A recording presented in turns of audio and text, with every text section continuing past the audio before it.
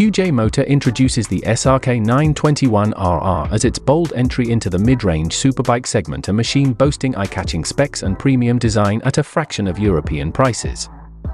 But how much of this is reality, and how much is just marketing gloss? Let's dive deeper. The allure, where QJ Motor wins on paper. 1. Engine and power. The SRK 921RR features a 921 cubic centimeters inline-4 DOHC 16-valve engine that reportedly produces around 95 kilowatts, 127 to 160 horsepower, and 93 newton-meters of torque. On paper, these figures position it dangerously close to mid-tier superbikes from Europe, at least if the claimed output holds up in real-world testing. 2. High-end components.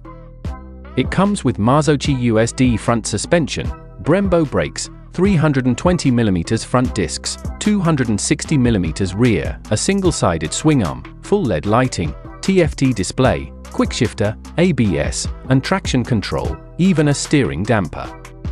All of these scream European sophistication at a more digestible cost. 3. Design and aesthetics. Its design language is sharp and exotic, aerodynamic winglets, stacked projector headlights, and flowing fairings reminiscent of MV Agusta, no surprise, since QJ and MV have shared tech ties. The result is a bike that looks like it belongs in a premium showroom. 4. Value for money. While pricing varies by market, it's still considerably more affordable than comparable European superbikes, offering an undeniable value proposition for those who crave power and style without a 5-digit Euro tag.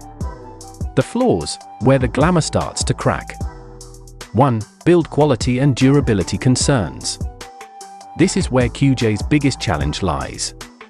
Chinese manufacturers have come a long way, but questions remain about fit and finish, bolts, plastics, paintwork, and fairing precision. Can the SRK 921RR truly sustain the same long-term quality as its rivals from Japan or Italy? That's yet to be proven. 2. After-sales VE parts availability. Fancy electronics and exotic components mean nothing if spare parts are scarce or workshops unfamiliar with the model. For a newer brand, that can become a nightmare once the honeymoon period ends. 3. Resale value. New or lesser-known manufacturers suffer heavy depreciation.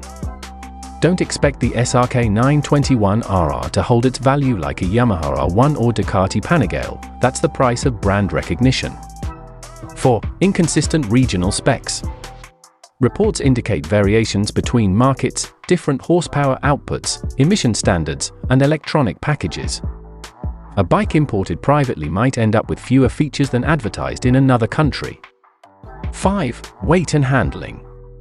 Tipping the scales around 215 to 223 kilograms, with a seat height of 835 millimeters, this is not a light or forgiving machine.